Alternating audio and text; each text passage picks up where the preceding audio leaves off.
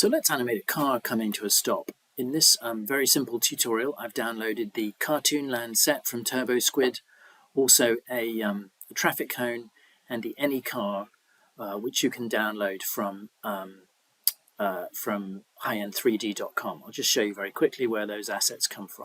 So if you go to TurboSquid and you enter Cartoonland, you'll find the free Cartoonland set that you can download there. There it is. If you enter traffic cone, you'll find a traffic cone, and the car you can find at highend3d.com. And if I go to the animation blog and enter Yellow Beetle, it'll tell you where you can find that. If you can't, there you go, animate a Yellow Beetle in motion, and there it is, Free Rig Yellow Beetle by Aaron Parker, and that shows you where to find it. If you can't find that for any reason, you can just use a different vehicle. Now, what I'm going to do here is just animate this car. You can see I've got I've created a layer in the layer editor here, and I've created a layer for Cartoonland as well, so I can turn that on and off whenever I want. Both of those. Just turn the visibility on and off, just like you would in Photoshop. So I'll turn off the Cartoonland, and let's go ahead. I've got my timeline set from 101 to 125. Move the car out of screen, and then let's move it into the shot, say at 137. Whoops, that wasn't what I wanted at all. And let's find the car.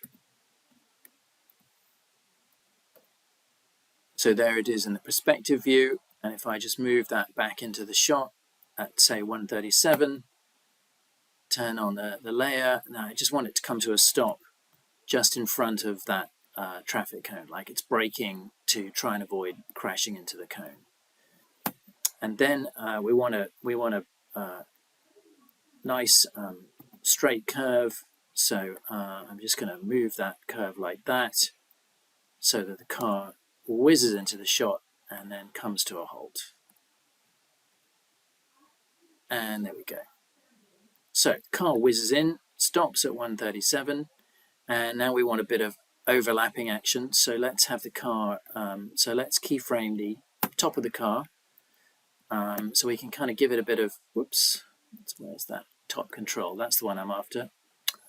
Turn off the Cartoonland, also turn off Select Surface Objects. Select the top of the car, there we go. Hit F, so it's the top deformer. So let's pull that back so we get a bit of drag going on there. And the car kind of whizzes in.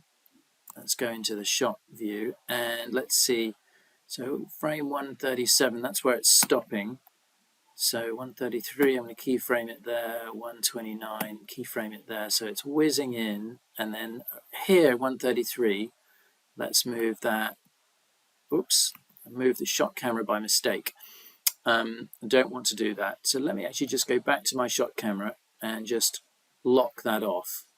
You don't want to be setting keyframes on the shot camera by mistake.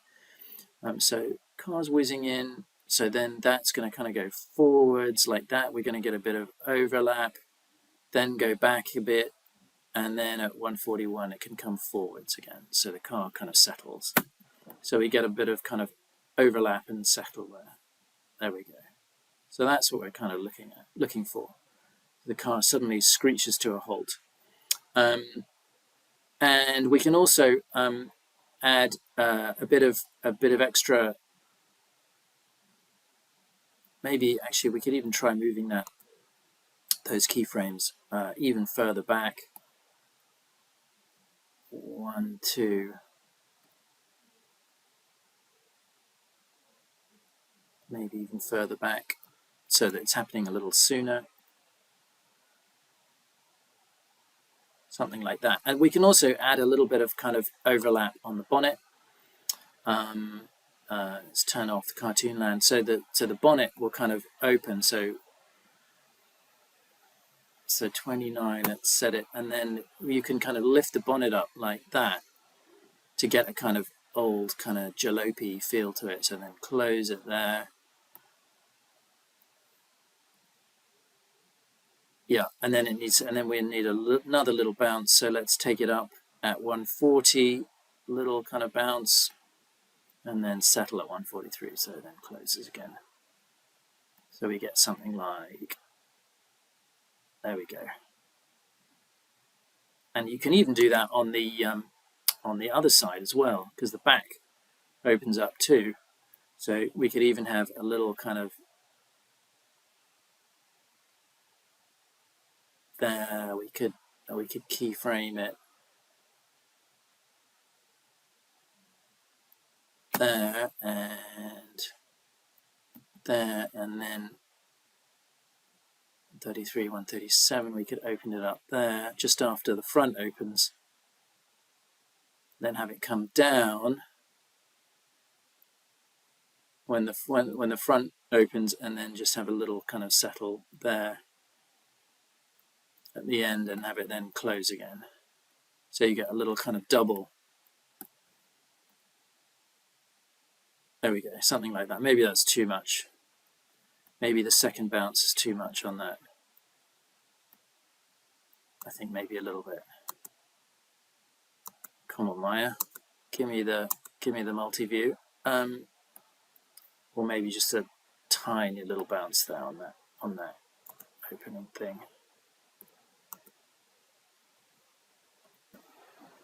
So there we go. So there we've got a car kind of screeching in and coming to a halt, and we got a kind of got the doors, the bonnet and the backside kind of opening up like that. We could also track it a bit with the camera. So let's unlock that shot camera, and maybe let's move in a bit. We can zoom in a bit closer at the end, and maybe track it a bit at the beginning, something like that.